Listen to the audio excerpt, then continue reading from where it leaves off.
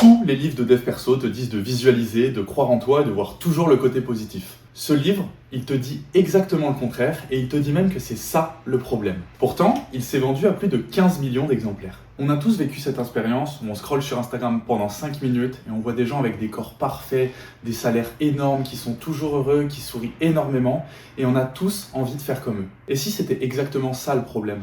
Et si au final tu n'étais pas voué à faire de grandes choses? Et si au final tu n'étais pas si spécial que ça? Aujourd'hui je vous parle de L'Art subtil de s'en foutre. C'est un livre de développement personnel de Mark Manson qui est particulièrement terre à terre et cru et qui a beaucoup remis en question ma façon de voir les choses parce qu'il m'a fait entendre des vérités que je voulais pas forcément entendre. On vit dans une culture de l'optimisme forcé.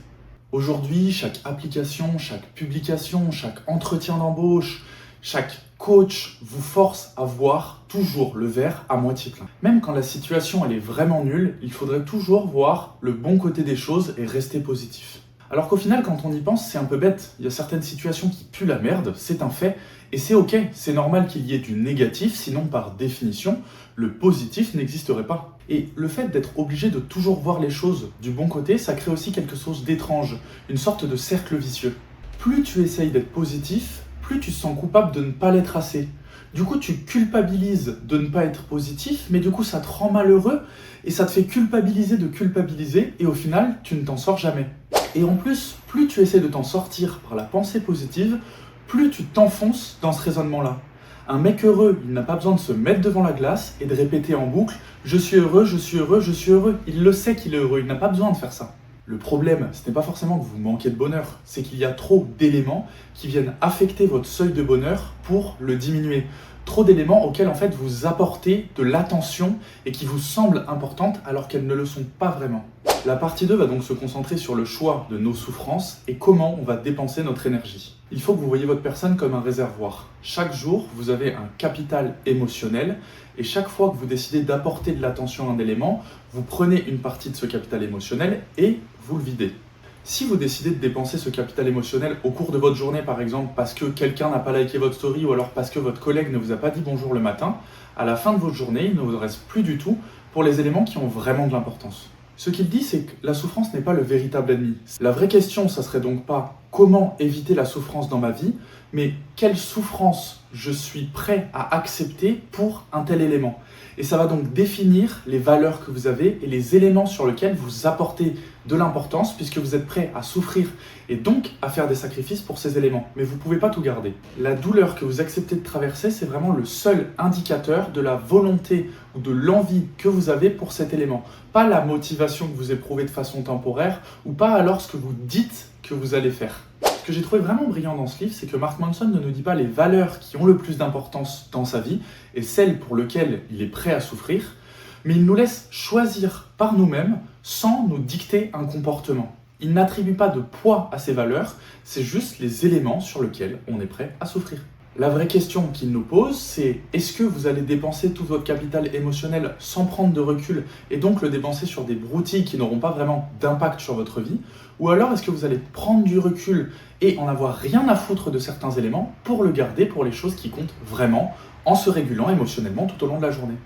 Pour cela, Mark Manson il fait une partie très courte sur les bonnes et les mauvaises valeurs. Selon lui, les mauvaises valeurs, c'est les valeurs sur lesquelles on a très peu d'impact parce qu'elles dépendent de facteurs extérieurs.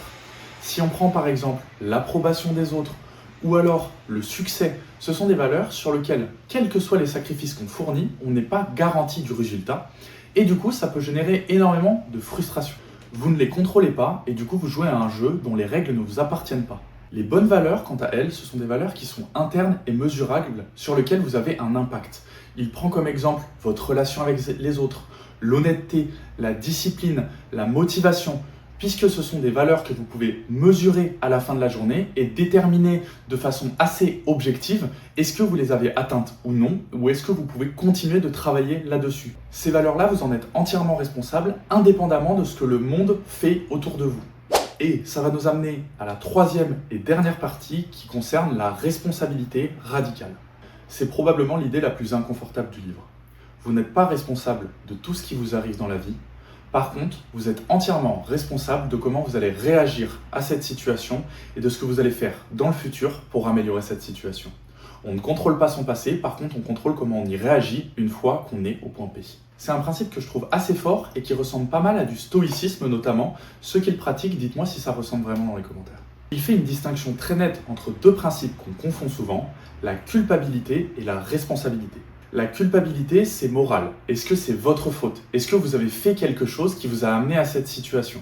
La responsabilité, c'est un concept beaucoup plus pratique. Maintenant que la situation est arrivée jusqu'à vous, qu'est-ce que vous allez faire pour solutionner ce problème? Indépendamment de si c'est votre faute, c'est-à-dire c'est vous qui avez amené à la situation ou non. Il prend un exemple que je trouve assez parlant. Si on dépose un bébé devant votre porte, qu'on sonne, vous sortez, il y a un bébé, plus personne devant la porte, qu'est-ce que vous allez faire? Le bébé, il est dans votre responsabilité, il est devant vous, c'est à vous de déterminer ce que vous allez en faire. Pourtant, ce n'est pas votre faute, vous n'êtes pas coupable de pourquoi ce bébé est arrivé jusque-là. Pareil, si vous avez grandi dans un environnement difficile et que ça vous a apporté des problèmes dans votre vie, ce n'est pas votre faute. Par contre, si à 30 ans, vous utilisez toujours cette excuse pour justifier de votre situation actuelle sur laquelle vous avez eu le temps d'agir, c'est votre responsabilité de trouver une solution dans le moment présent. Je sais que ça peut sembler très brutal dit comme ça, mais en réalité c'est extrêmement libérateur. Vous ne vous attachez plus au passé et vous analysez de façon objective comment vous pouvez agir sur le présent. Prenez la responsabilité de vos actions quand c'est injuste et même surtout quand c'est injuste, car c'est le seul levier que vous avez pour impacter le moment présent. Et finalement, on va conclure. Ce que j'ai beaucoup aimé dans ce livre, c'est que Mark Manson ne nous vend pas du tout du rêve, contrairement aux autres livres de développement personnel. Il est très très cru, il emploie beaucoup de langage familier pour se différencier des autres livres de dev perso. Il n'essaye pas de te dire que si tu travailles dur, si tu fais de la visualisation, que les étoiles vont s'aligner et que tout va forcément bien se passer pour toi parce que tout le monde vit de la merde. Il y a des galères partout, il faut juste définir sur quelle galère tu es prêt à souffrir et sur quelle galère tu es prêt à t'investir émotionnellement. La question c'est de savoir est-ce que vous allez choisir vous-même de façon consciente les galères sur lesquelles vous allez vous concentrer ou alors est-ce que vous allez laisser les éléments extérieurs décider pour vous. Prenez la responsabilité de vos actions. Et le reste, forcément, il faut s'en foutre. Si cette vidéo vous a aidé, n'hésitez pas à me le dire en commentaire et de toute façon sur cette chaîne, je ferai d'autres analyses de livres qui m'ont aidé dans ma vie de tous les jours.